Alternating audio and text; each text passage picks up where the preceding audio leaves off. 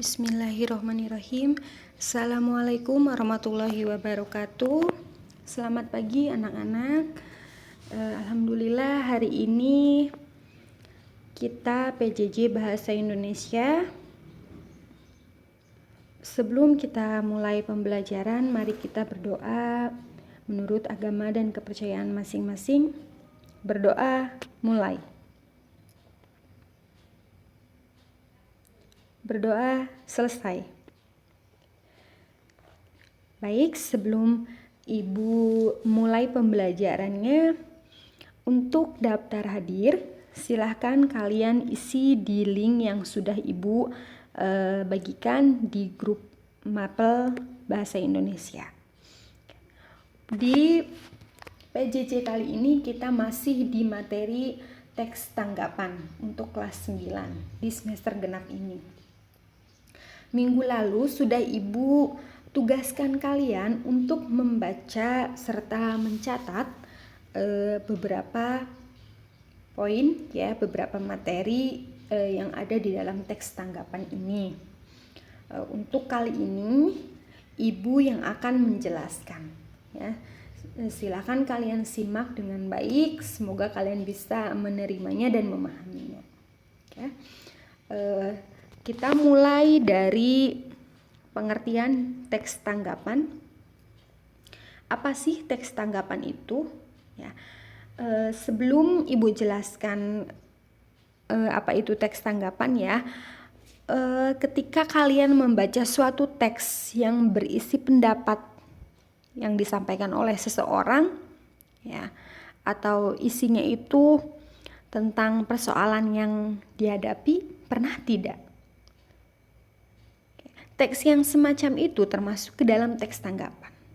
Persoalan yang ada dalam tanggapan biasanya muncul karena perbedaan antara harapan dengan kenyataan. Teks ini juga dapat digunakan dalam sebuah forum, di mana kita dituntut untuk menganalisa pendapat dan menerima semua kritikan dari orang lain yang berbeda pendapatnya. Ya, ini jadi teks tanggapan itu teks yang memuat kritik pedas dan tajam terhadap sebuah hal yang berfokus terhadap kesalahan. Ya, di sini ada kritik pedas, bukan pedas seperti makanan ya, bukan pedas cabai. Tapi di sini difokuskannya terhadap kesalahan.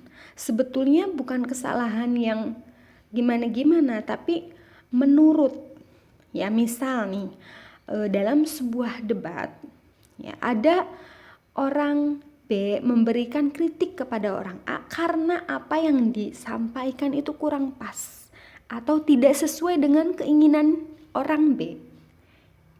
Ya. Nah, seperti itulah yang dinamakan teks tanggapan.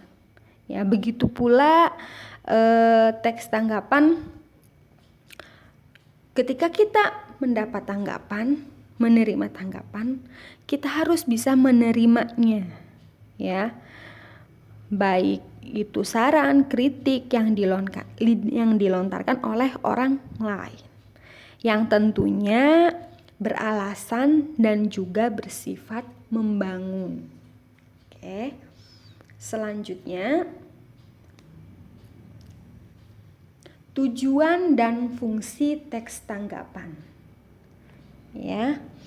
Sebelum memberikan tanggapan, kita harus memahami dulu nih fakta atau hal yang kita tanggapi, tujuannya untuk memilih salah satu pernyataan.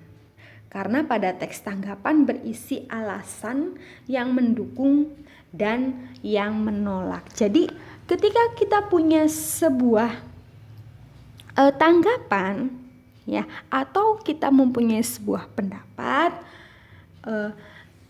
tidak tentu ya orang lain akan setuju atau mendukung dengan pendapat kita. Bahkan ada yang menolaknya dengan alasan tertentu. Dan ketika kita ditolak, pendapat kita ditolak, ya, kita juga harus menerimanya. Ya, dengan kritikan, saran, maka itu akan menjadi masukan untuk kita.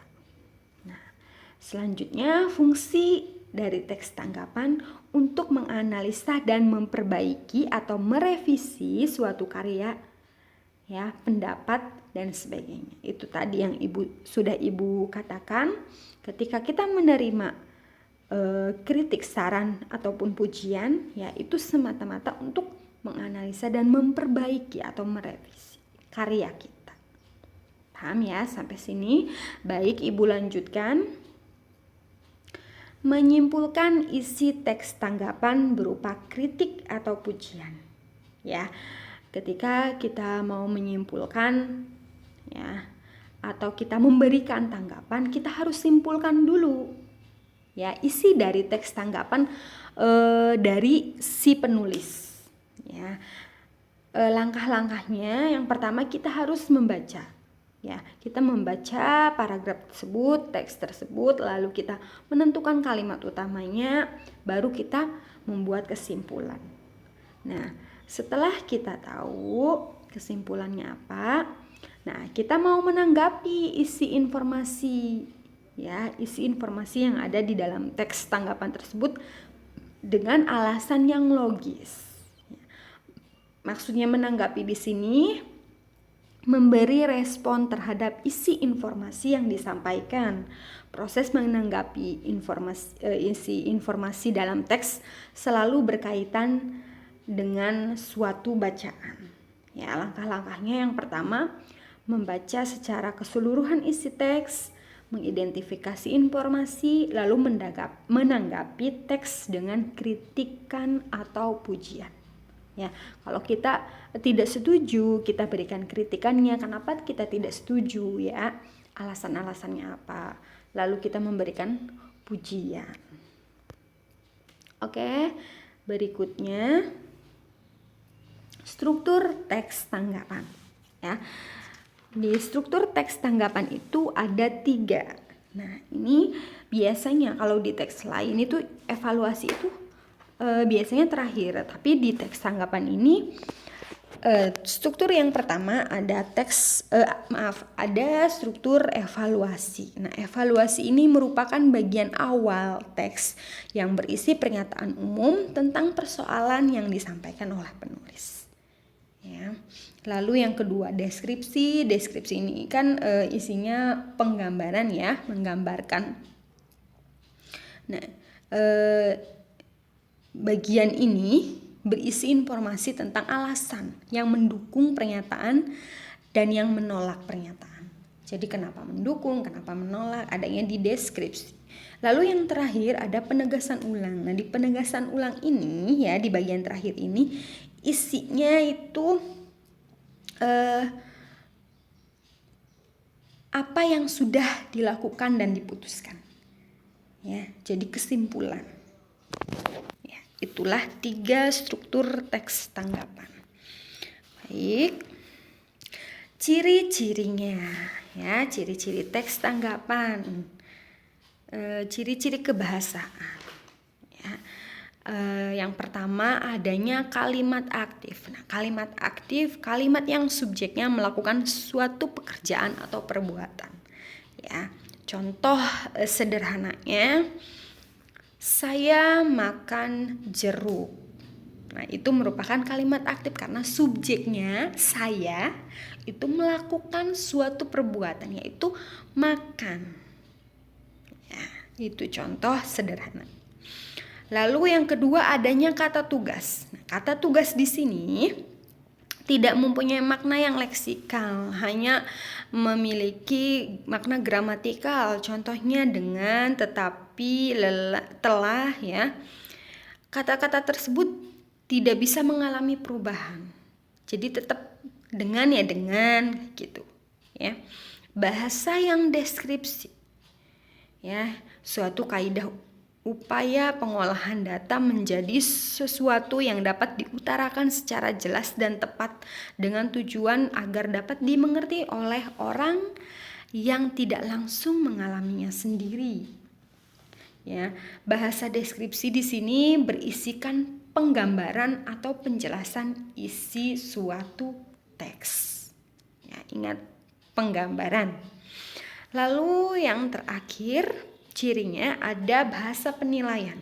Nah, bahasa penilaian di sini penilaian terhadap teks ya berupa kritik atau pujian. Ya, misal kita memberikan kritik nih. Sebaiknya ya otomatis kita memberikan sebuah pendapat dengan kata sebaiknya itu. Atau misalnya pujian. Wah, saya setuju dengan pendapat Anda. Nah, ketika kita menyetujui pendapat orang lain, tentunya kita juga punya pendapat yang lain. Ya, kenapa kita juga setuju dengan hal tersebut? Gitu. Nah, ini ada contoh teks tanggapan ya. Silahkan nanti kalian baca. Ya, ini ada beberapa paragraf dan tugasnya adalah ini latihan sih ya. Latihan setelah kalian menyimak apa yang telah Ibu sampaikan, selanjutnya ini ada contoh ya teks tanggapan yang judulnya SMA atau SMK. Nah, silahkan kalian cari ya struktur, bukan cari sih, tentukan struktur teks tanggapan. Kan tadi ada 3, ada evaluasi, ada deskripsi, dan ada penegasan ulang.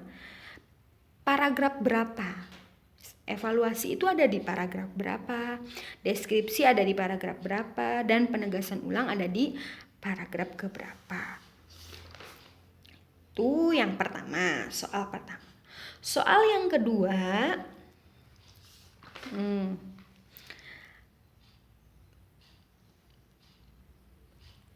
beri tanggapan. Ya, beri tanggapan terhadap teks tanggapan ini. Apa kalian setuju? Mana yang kalian tidak setuju dengan pendapat yang ada di dalam teks tanggapan ini? Ya, maksud ya, ngerti ya maksud Ibu? Ya, kalian beri alasan. Ya, alasan setuju atau tidak setuju dengan tanggapan yang ada di dalam teks SMA atau SMK ini. Baik, soalnya hanya ada 2. Silahkan kalian kerjakan. Lalu tulis jawaban kalian, nanti akan Ibu berikan linknya. Ya, tulis jawabannya di situ. Baik, semoga apa yang Ibu sampaikan ini bisa kalian pahami, bisa kalian terima, bisa bermanfaat untuk kalian. Sekian, terima kasih. Wassalamualaikum warahmatullahi wabarakatuh.